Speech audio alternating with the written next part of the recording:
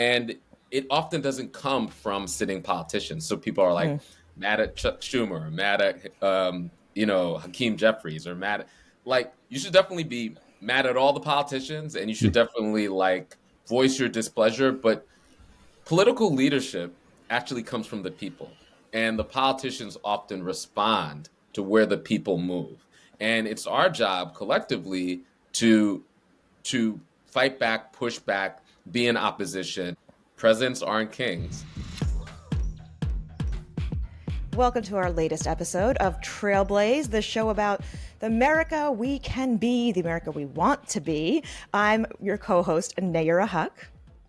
Hey, Nayyera, Jamal Simmons. I'm glad to be here with you again this week. I get to do this every week. This is so awesome. It honestly is becoming an anchor point for my week because there is so much that is happening that we care about, and trying to sift through all of it to rise above the noise and like, hey, here's the thing that really matters. So I appreciate so much that you and I have this time together, and I appreciate that we have somebody new to join us today. He's the national director of the Working Families Party, Maurice Mitchell. Thank you for joining us, Maurice. So good to be here with you all.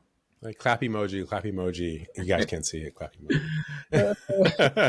Good to see you, Maurice. All right. Well, I'm excited to be here with Maurice. I think, like you said, this is going to be really a good show. One thing, that just before we talk to Maurice directly, because I know we've got all kinds of questions about this, but there's so many things that are happening right now in the country. I mean, we're talking about Elon Musk and Doge interfering, and all the parts of government. They're going into where our data is. They're going into the payment systems. They're going into Social Security. We've got literal quid pro quos happening with officials to figure out their legal status. It is like 1 month into Trump, and the whole thing is falling apart. What is going on, Nayyera? This whole idea of that we were built on trust and built on norms. And you and I have said this before, like, you can't, once things have been broken and disrupted, you can't act like everything can just be put back together the same way. And there was an opportunity to put it back together differently. And well, Donald Trump got elected and picked this CEO monarch type dynamic that he wants to use instead of replacing democracy. And the CEO monarch idea is something that's been gaining traction among all of these South Africans who are now running, billionaires, and throughout the right wing internet. And Maurice, will bring you in on this. What does that idea do to this, what we've done until now, which is organize, around different ideas. We have elections as contests to hash out those ideas, and then we have rule of law. I mean, you are leading a political party in this moment. How do you deal with a CEO monarch? Correct. Well, we're still far away from living in a CEO monarch reality. As much as they would want it to be so, they can't just will it to be so, right? Ooh, a dose of cold water on the conspiracy. I like it. That's good. I mean, they're about that life, right? Yeah. Like, don't get it twisted, but that's not where we're at. And actually, this is one of the things that right-wing authoritarians like to do. They project more power than they actually have, and they claim to have mandates that they haven't earned. And so Trump won a thin majority in the election, so he won the election outright for sure. But it was a small majority. But he's like pounding his chest and declaring that this like the last thing that he said was like, if the president makes the country better, that it's legal, right? All these things, right? They're designed, I think, to kind of get us into this posture where we assume he can do these things, even though it's against the laws, unconstitutional, whatever. And so, as somebody who organizes, what I tell folks is like, don't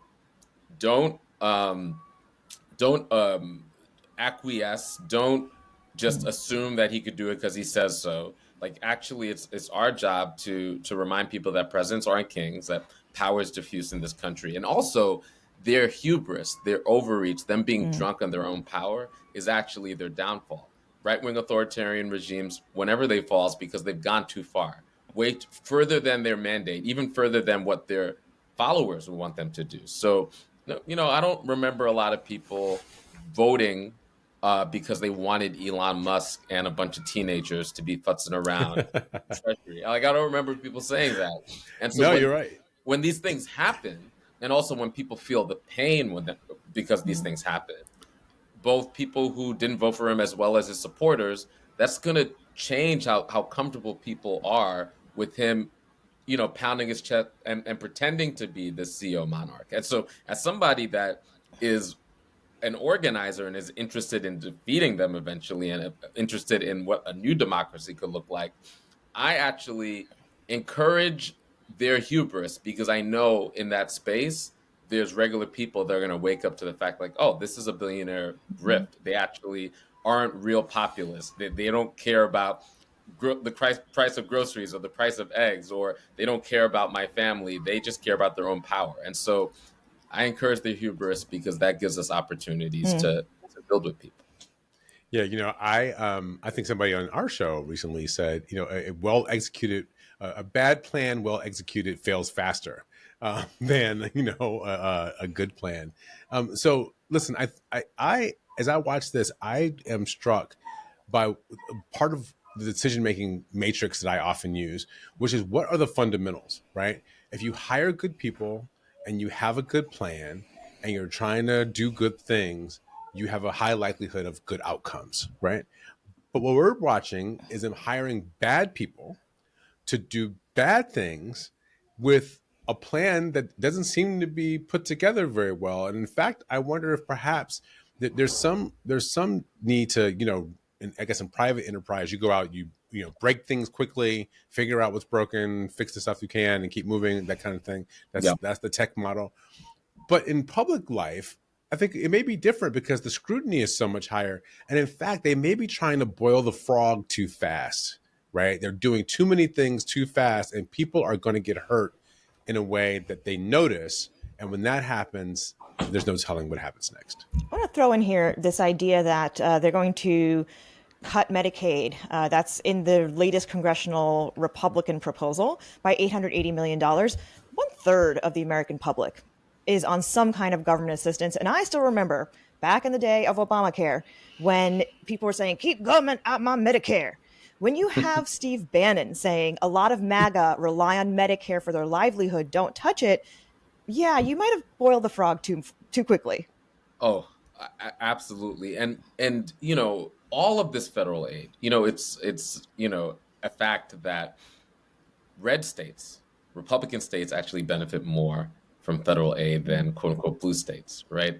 That in a lot of rural communities, their public schools depend on federal aid, right? Because, a lot of these states don't have a vibrant tax base in order to support their county schools that they depend on, right? So when everyday people, including some folks who voted for Trump for all types of reasons, recognize what's happening and feel that pain, there's going to be a reaction. I saw online there was a farmer based in Missouri who was a Trump voter who said, like, I can't access resources from the Inflation Reduction Act, and that my whole livelihood is dependent on that. And because of the decision of this administration, I and my farm and a lot of other farmers, many of whom voted for Trump, we are imperiled. More and more and more people are going to feel that. More of those stories are going to build up. Medicaid, Medicare, SNAP, Head Start, people across identity, people across political identity need those things. And a lot of those things actually lean towards a lot of his supporters in a number of quote unquote Trump countries. So when that hits, and it's already beginning to hit, and the more that it hits, I think that that's going to change the political calculus. And we're going to see wedges between Trump and Musk, who, if you look at the chaotic way that he handled his sort of taking over of Twitter and turning that into a complete mess, he's basically applying those same practices to government. And, it's interesting, there's this idea that like, oh, we need politicians that treat the country like a business. Actually, no. Yeah. That's a very Reagan idea, right? That's the Reagan project.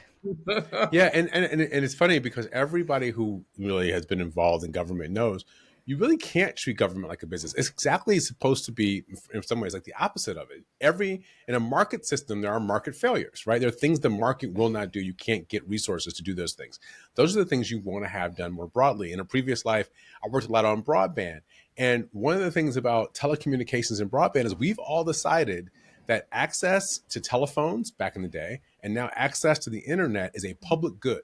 And everybody, in order to participate in our society, needs to do it. You know what? It's not cost efficient to put telephones in a holler in West Virginia where only 35 people live. But we believe those 35 people need to have access. And so the government subsidizes access to those things. Any business would never do that without government support. And that's the kind of thing when you start to rip government out, real people who are having real life needs won't get them tended to. That's It's correct. that idea that government is not about making a profit, or, yes, it's using taxpayer dollars for public good. So you need people in government who actually care about people. Maurice, there's something you said about in response to the CEO monarch idea, that the people will react and people will respond. Where are you getting this faith that the people will actually engage politically, given the last few years, right? You have people disenchanted in all different sectors of society. It's true that people are disenchanted in a lot of ways, understandably, and are fed up with the institutions, are frustrated with the powers that be. That's true. But also, like, I'll just give you one data point. We are doing phone banks because we're having people call into their representatives' offices, right? We've never had to do this. We've capped the phone bank. We can't include any more people. We've run out of list, right? Wow. So to me, that shows that people are noticing, people are disturbed, people didn't vote for this, right? Whatever they were voting for, they weren't voting for this. And there is a palpable energy to get involved, and not just like, I don't think people, there's some people who do care about these institutions and want to preserve democracy in an abstract way, but there are people who recognize that, wait, has access to Elon Musk and his random teenagers have access to my social security number. They're messing around with my data. They're messing around with our money. They're making it harder for us to draw down and access really important resources. And so it's hitting home. It's not just an abstract thing for a lot of people. And, like, I live in the same working class neighborhood I grew up in. Sometimes I take the train home, I bump into people I went to high school with, and they know what I do, and I'm getting the earful from people. So that's given me a sense that this is not going to go the way that maybe Trump, MAGA, Project 2025, that crew planned, that there will be an opposition. And I use the word opposition on purpose because, Trump, number one, had a resistance. I think we need an opposition movement. Opposition seek to eventually win, right? Yeah. And so I think there's going to be momentum. I think they have very slim majorities in the House of Representatives, and they have not proven that they have the discipline to govern. When they had majorities last government, they weren't able to pass anything, and they couldn't even keep a speaker, right? So it's going to be interesting to see if they could hold on to the majorities to pass their bills. And when they want to pass all of these Medicare and Medicaid cuts and cuts to school lunches and cuts to programs for people in order for billionaires or multimillionaires to get tax cuts, we know that that's not very popular. And so if you are a Republican sitting member of Congress in a quote unquote purple district, in a district that requires you to be able to convince at least some independents and some Democrats that you should stay in office, it's going to be interesting to see what they do and if they're willing to imperil their political future for Trump and Elon Musk. I want to ask you a question about fear, because one of the things I'm noticing in this moment is this very distinct whiff of fear that's out there. I have a friend whose brother was at USAID in a developing country, and I'm being non-specific on purpose. They were in a developing country. the government had made all these obligations to local staff, the U.S. government. The U.S. government AID program, it made a lot of obligations to local vendors. All that got cut off abruptly at the last moment. They were afraid that this person was going to be taken by the authorities because for non-payment, right? Like the government owed all this money. The people wanted to know how they're going to get their money. They had to scurry this person out of the country kind of surreptitiously to keep him from being upset. And so my friend told me about it only under the condition that I would not use her brother's name or the country it was because they're afraid of retaliation, by the government for doing it. At the same time, I know somebody else who's got a local NGO, and that local NGO had its funding cut off because when they did the funding stop, they don't have their money to act. And then lastly, we see United States senators, right? Joni Ernst, who says she's a victim of sexual assault, who had been a military combat veteran, vote for Pete Hegseth, right? Who says women shouldn't be in the military and has been accused of sexual assault. She votes for him in the end. We see medical doctors who go after RFK Jr. one day for being anti-vaccine and then voting for him to be HHS, Human Health and Human Services Secretary. It's just the intimidation and the fear factor. How do we combat that as a people who want to stand up for opposition? Yeah, well, the one thing I'll say is that unfortunately, elected officials and sitting politicians tend not to be the greatest exemplars of courage. This is all about expectations. We shouldn't expect people courage, to do things morality, that they're not. Ethics. I think my therapist told me that once. Don't expect people to do things that are not their natural. In my experience. But the good news is, at least the good ones know how to go outside and be able to know what the political weather is and where the political winds are. And so that's the job of all of us, right? We could actually change the political climate, and we've seen the political climate change dramatically, right?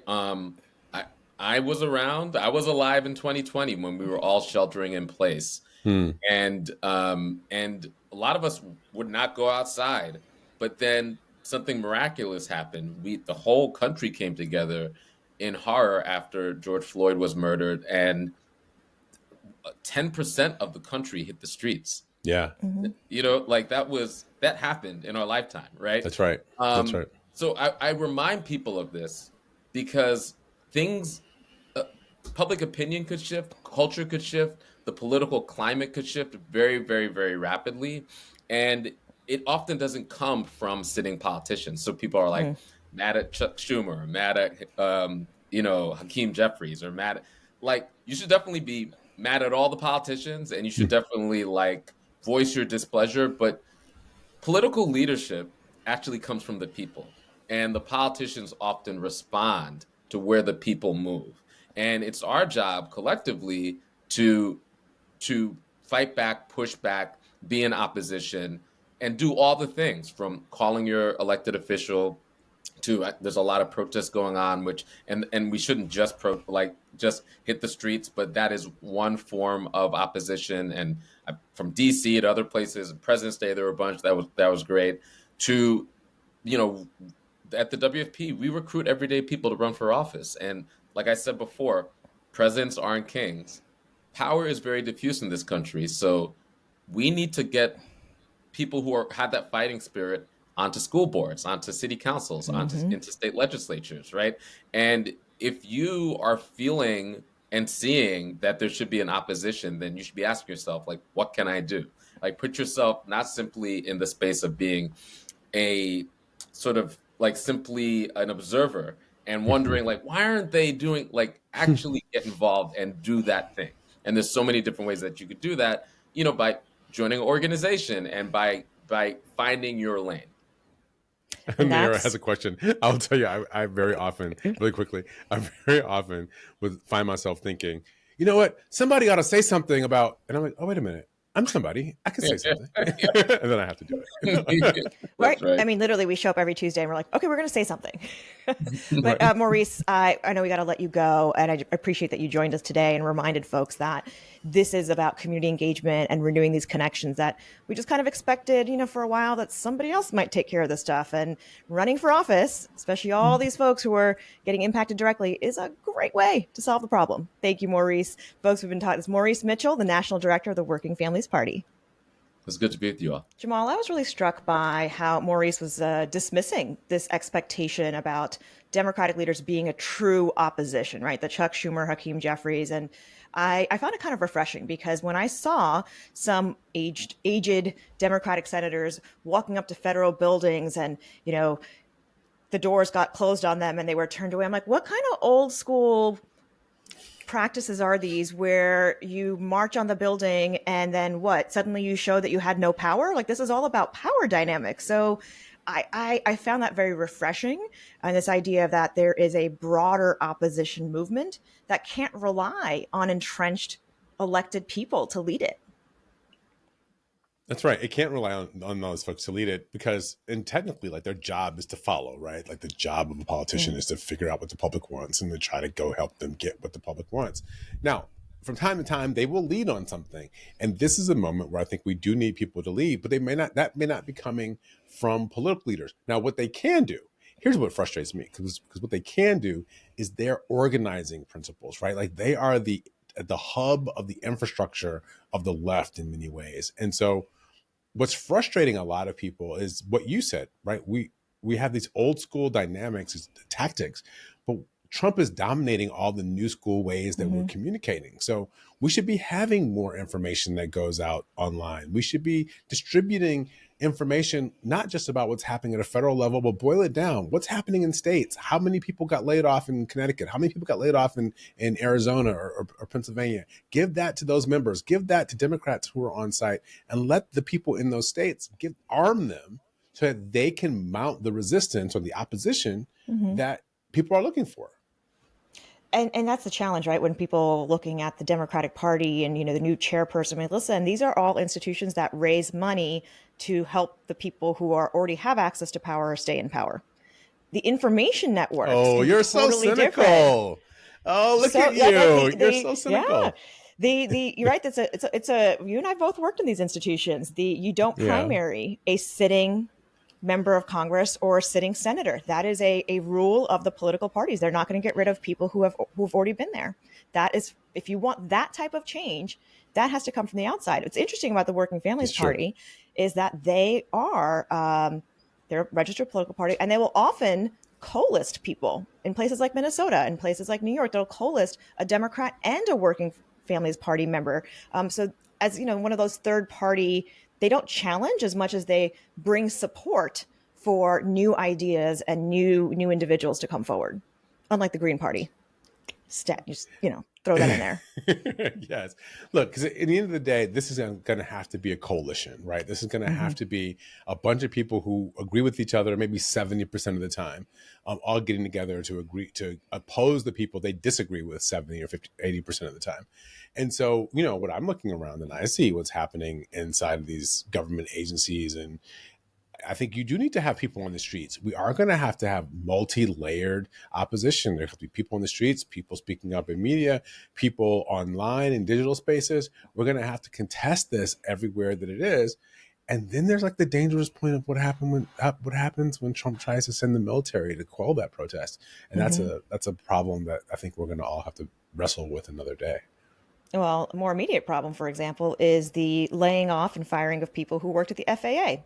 Right. These are institutions that people tend to not think about because, up until now, travel, until you have planes turning over in the snow, planes crashing in rivers. I mean, this did not happen. A plane crashed in West Philadelphia. Remember that? We don't even talk about that one anymore. Like a plane literally crashed in the streets of Philadelphia. In the last month, we've had 3 American airline plane incidents.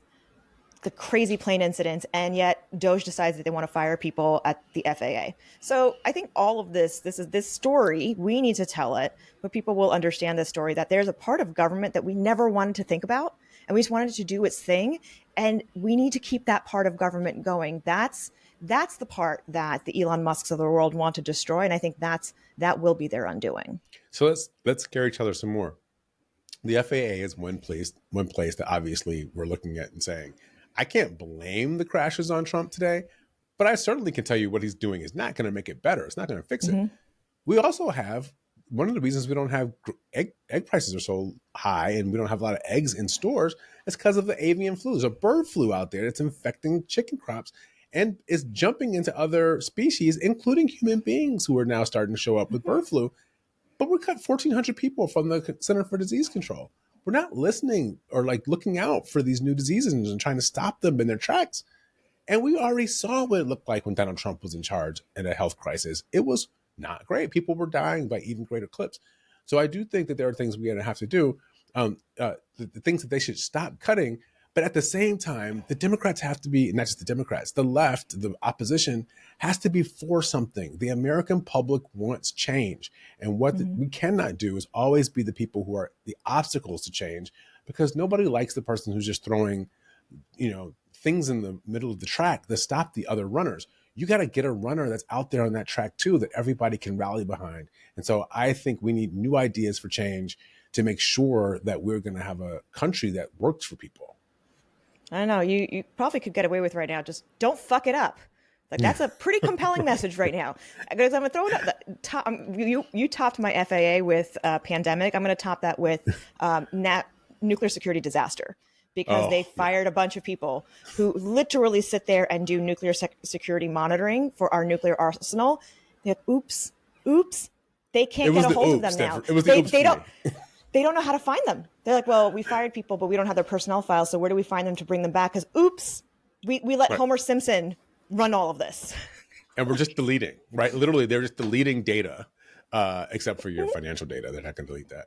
But they're deleting data for these employees, so they can't go out and find them to bring them back in order to tell them, like, we actually need you, right, to hold on to the nuclear secrets. Listen, so we don't need the leader. We don't need the new leader tomorrow. I feel like this is enough right now to just, in this moment, realize that people are getting hurt, and those people are waking up to understanding that they can have power. They just have to choose to grab it. But so let me just use this as an example. They're going to go after the Department of Education and they're challenging it. I think a lot of people have questions about the American education system. Is the American education system working for our kids, especially poor kids, especially kids who don't have all the best resources? So yes, we don't want the Department of Education to be gutted and everything to be just turned over to states to do what they want. But on the other hand, I'm not that interested in just defending the status quo of the American education system, particularly after the pandemic, where we know we've had so much learning loss and kids have to get back up to speed and move faster in order to learn. So what I would love to hear politicians talk about, and people who are leaders on the left, not just politicians, is what do we have to do to fix American education? Not just what do we have to do to save the Department of Education and a bunch of bureaucrats with bureaucratic jobs. How do we fix American education for American kids? And let's talk about that and hold these guys to that standard and give people something to be excited about that I think they really know is a problem and they want to fix. Well, the Department of Education is really a smokescreen and red herring for the states' rights issues. Ultimately, local boards of education determine curriculum. States determine curriculum, what your children are taught. The idea of a board of education was to use federal funding to make sure that a kid in Oklahoma and a kid in New York kind of know the same things and have the similar opportunities when they come out at the end of the day. That's the whole purpose of it. And that's that idea of nationalizing and having some kind of connectivity where there's scrutiny on standards, where there's some sense of obligation to maintain something is anathema to all of the folks who would prefer to homeschool, the folks who want Bible and religious study to be part of public education. So it is about education, and they're using get rid of Department of Education really as a smokescreen to fundamentally change what we are taught about American society and what we mean to each other. It's all part of a much larger project. So I'm with you. We don't need to defend the Department of Education and a bureaucracy. We need to defend this idea that there are certain standards and principles and access to information that children and citizens of America deserve to have.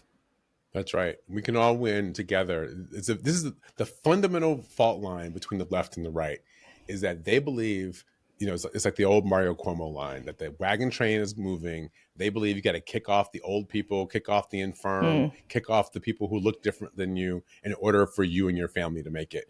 And we believe we can all make it together. It might move a little bit differently, but we can all win this race together if we just try. And I think they are going to lose because their idea is fundamentally wrong. And we have to have the confidence of our convictions that they are wrong and this is not going to work. They're wrong and it's not going to work. That's your latest episode of Trailblaze here on Politicon. Make sure to subscribe, listen to us on your favorite streaming platform. Thanks, Nayyera. See you next week. Bye, Jamal.